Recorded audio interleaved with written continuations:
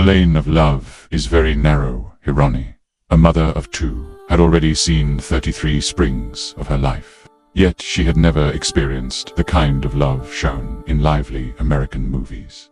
During a fair, she met Mahesh Babu, a 25-year-old young man eager to savor the flavors of love. They exchanged phone numbers. Soon, at the National Samhog Shala OYO Hotel, they began to quench their longing.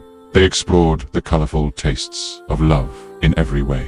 Everything was going in mission mode, when suddenly a warning sound echoed. The lane of love is very narrow. Yash's longtime enemy and Hirani's husband began to suspect something. Hirani started to distance herself. It didn't make much difference to her, as she already had a source of love at home. But for Mahesh Babu, Hirani was the only source of love.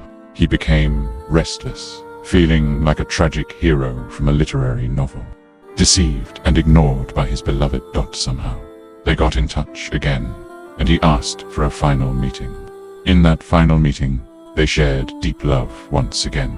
At the end, as they were parting, Hirani told Mahesh Babu, "Don't contact me again."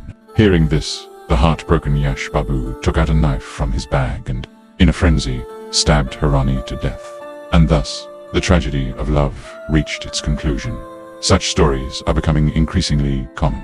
It seems society is not only witnessing this beautiful change, but also accepting it. The so-called guardians of morality deserve to keep getting slapped in the face. This piece is satirical and contrary to moral values, presenting illicit relationships in a romanticized manner.